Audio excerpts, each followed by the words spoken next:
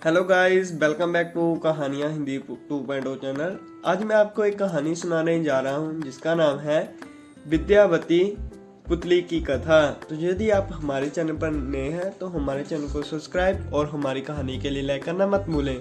तो इसी प्रकार हम अपनी कहानी की ओर चलते हैं। राजा विक्रमादित्य के राज्य में उनकी प्रजा को किसी बात की कमी नहीं थी। राजा अपनी प्रजा को खूब खुश रखते थे। जब भी उनके दरबार में कोई परेशानी आकर आता तो राजा उसे तुरंत हल कर देते थे।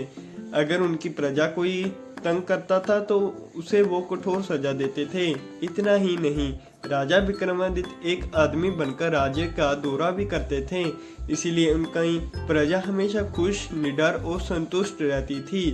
एक बार राजा विक्रमादित्य वेश बदलकर अपने राज्य में घूम रहे थे। तभी उन्हें एक झोंपड़ी से दो लोगों की आवाज सुनाई दी। उन्होंने सुना कि एक महिला राजा को जाकर कुछ बताने को कह रही थी, लेकिन वह व्यक्ति कह रहा था कि वो अपने स्वार्थ के लिए राजा को जान खतरे में नहीं डाल सकता है। इन बातों को सुनकर राजा समझ गए कि उन्हें कोई समस्या है और राजा भी इससे जुड़े हुए हैं।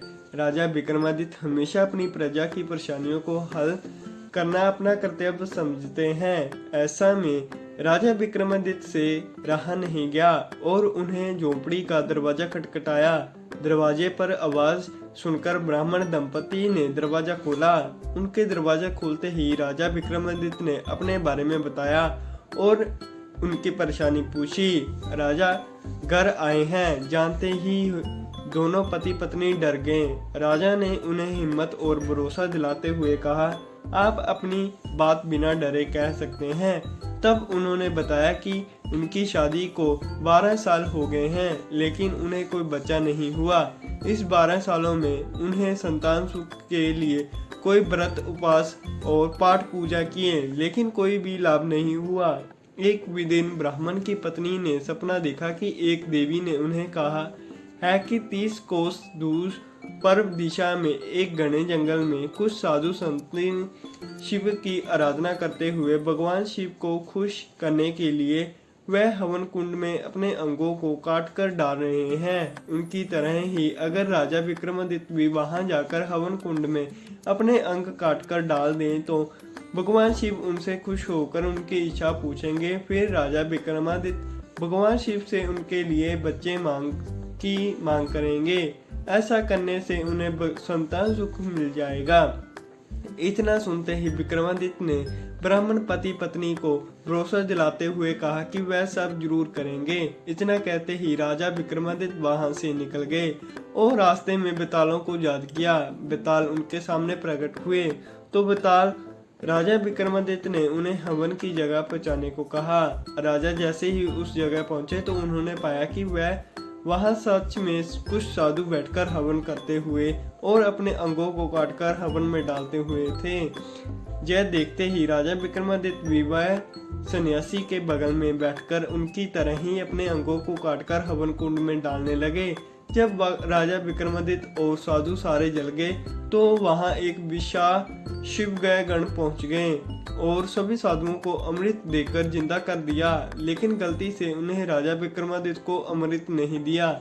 जब सारे साधु जिंदा हो गए तो उनका ध्यान विक्रम पर गया जो राख बन चुके थे। फिर भी सभी सन्यासियों ने मिलकर शिव को पूजा की और विक्रम को जिंदा करने की प्रार्थना की। भगवान शिव ने उनकी प्रार्थना सुन ली और राजा विक्रमादित्य को अमृत डालकर जिंदा कर दिया।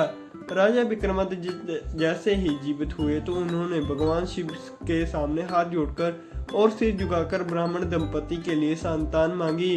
भगवान शिव राजा विक्रमादित्य के त्याग से खुश हुए और उनकी प्रार्थना सुन ली।